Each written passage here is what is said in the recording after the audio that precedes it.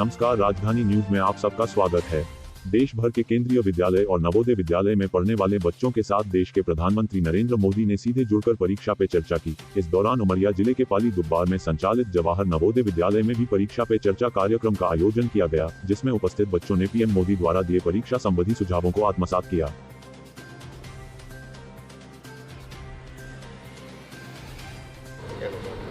My name is Riya Singh. I'm student of Jawahar Navodaya Vidyalaya Umaria. I study in class 8.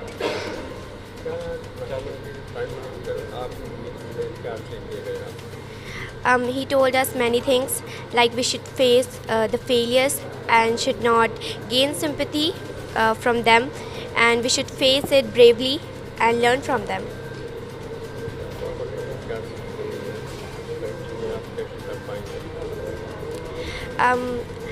I just want to say that we should not just fear them, that we are going to give written exams. After 2 years we are going to give offline exams, so we should just learn the things according to our abilities, and just memorize. We should not just memorize it, we should understand it, and that's how we can go through this, because we just got some time to cover this the whole syllabus in a very short time. And in online classes most of us cannot attend the classes from different reasons, so many of us are unable to understand the concepts right now, but we should just give our best. I just want to say we should give our best.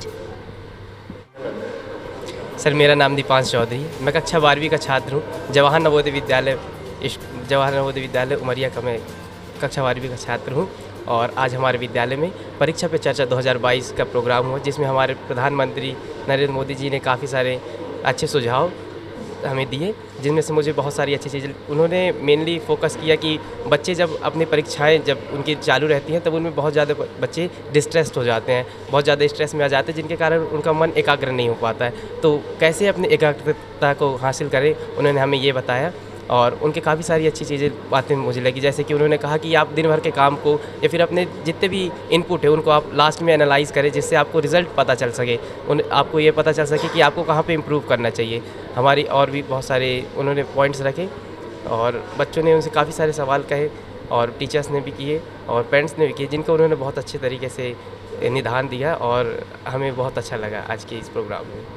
द्वारा विगत 5 वर्षों से जो बच्चों की मूलभूत संवेदना है परीक्षा को लेकर, उसके लिए किसी प्रधानमंत्री द्वारा, उतने उच्च पद पर बैठे व्यक्ति द्वारा, इतने हम लोग जो धरातल पे काम करते हैं ज़मीन पर, उनकी समस्याओं के समाधान को लेकर इस तरह का कार्यक्रम करना बच्चों के लिए बहुत ही मार्गदर्शक साबित होगा और प्रेरक होगा।